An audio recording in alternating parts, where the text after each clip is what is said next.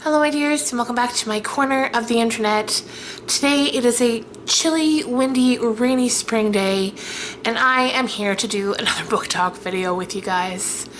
Today we are talking about I'm Thinking of Ending Things by Ian Reid. Now, I have read this book twice in the past week and a half. It's a slim volume, comes in at just over 200 pages. I picked this up when I was just sort of browsing around the bookstore one day. I thought the cover was intriguing. It's got a little stamp here that says it was declared Best Book of the Year by the Globe and Mail. The Globe and Mail is a nationally distributed newspaper here in Canada.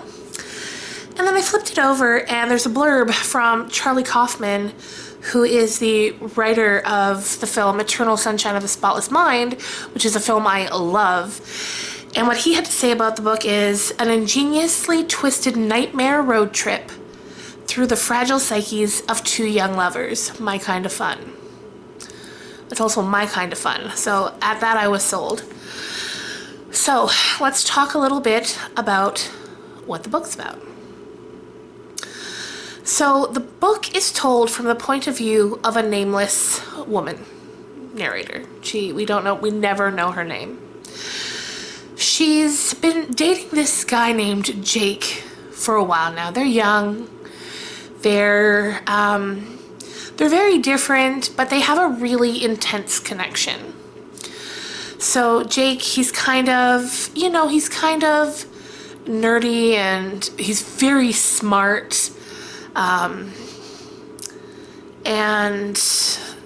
they just have this very interesting relationship, I'll say that. So when the book picks up, they are on their way on a road trip to meet Jake's parents, and they live out at a kind of isolated farmhouse out in the country. So they're going. She's going, even though in the back of her mind for a little while now, there's been thoughts brewing of wanting to end things with Jake. She's not quite sure that it's really going anywhere, so. But she figures, okay, well, we'll go on this trip. She would love to see where he comes from. And what's the harm, right? To take one final trip with Jake. So off they go. Now, I'm not going to say this book is scary, but it's definitely unsettling, like deeply unsettling. It's the kind of book that, if I was reading it before bed, I'd have to maybe leave the hall light on just because it got underneath my skin. And the whole time I'm reading it, I know that I knew right off of the bat that what we're being presented with, the story that we're being told, isn't the whole story. You know that right away. You don't know why you know that. And you don't even really know why you're feeling so unsettled, but you are. So as soon as I started to think that, okay, this isn't what we think it is, my mind starts to go trying to come up with what it could be. And I'm going to get into what it could be a little later on, but I will give you a spoiler alert warning before that happens.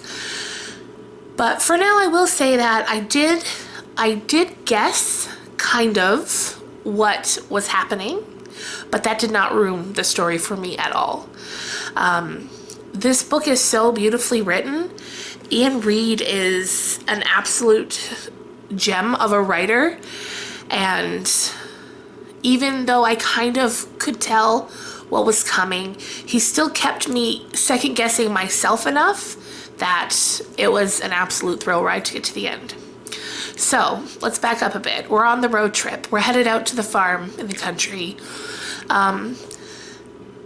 she's never really been anywhere like that, so she's very excited to see.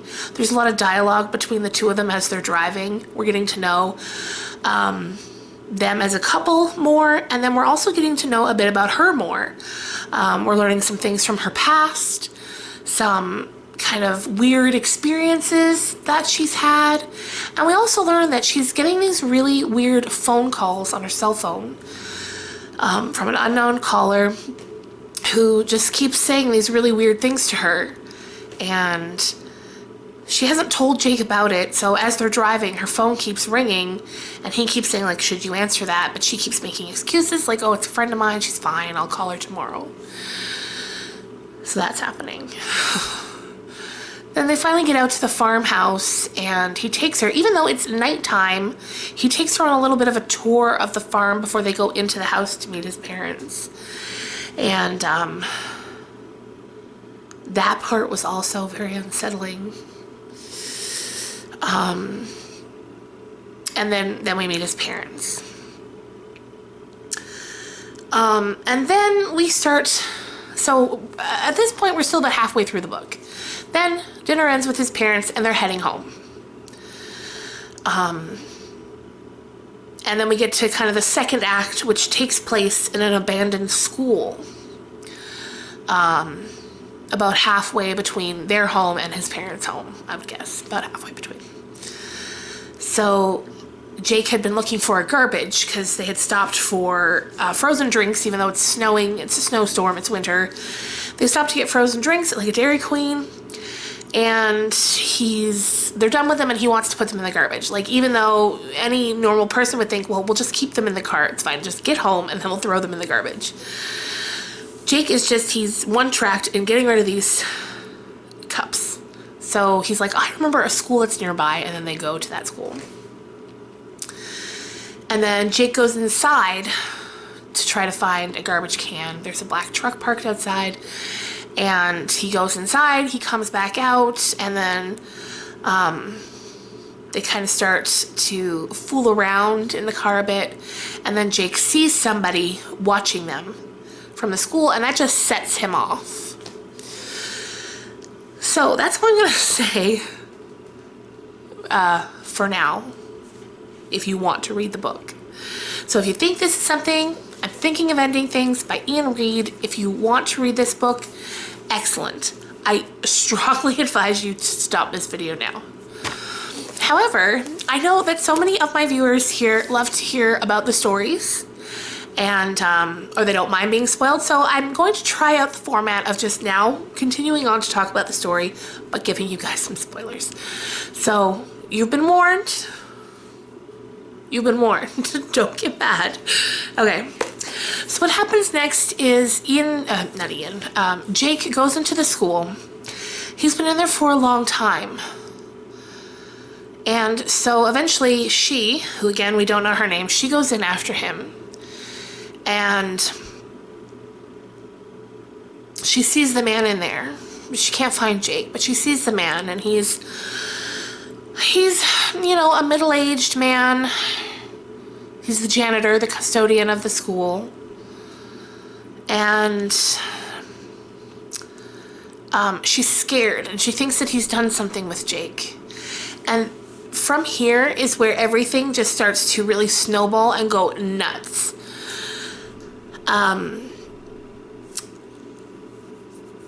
Now, meanwhile, as the story had been going on, throughout the whole book, we've been getting cut between chapters. So there'd be a chapter about Jake and her, and then there'd be like one page before the next chapter where it's two people having a discussion about a dead body that they found in the school. A man's body. And so as it's going back and forth between the chapters, we're getting more information about this man inside the school. And then it comes to the big plot twist, the big reveal.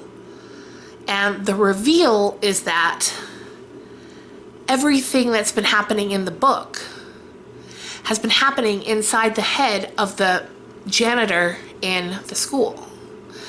He's Jake, and he's kind of, I guess he's schizophrenic and he has all of these different personalities inside of him. And like the young Jake that we've come to know, that's who Jake was when he was a younger man. He was, you know, he worked in a lab, and he saw this girl one time at a bar, but he had never had the courage to speak to her.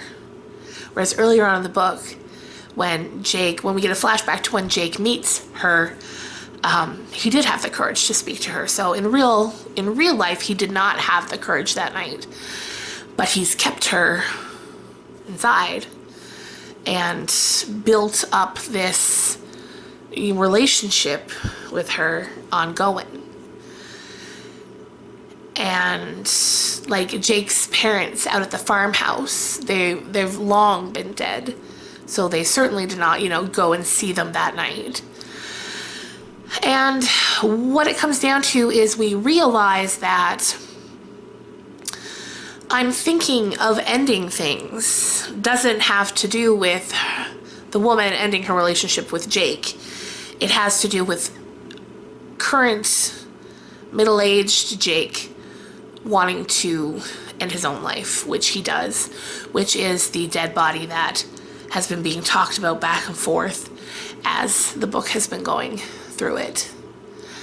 And so then we get a final bit of that conversation between the two people, and they just talk about how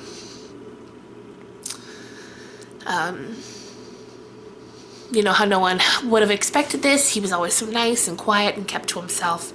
And then there's just so many details that we find out along the way had been in relation to this man all along. And like, of course, like once it's revealed, you're like, of course.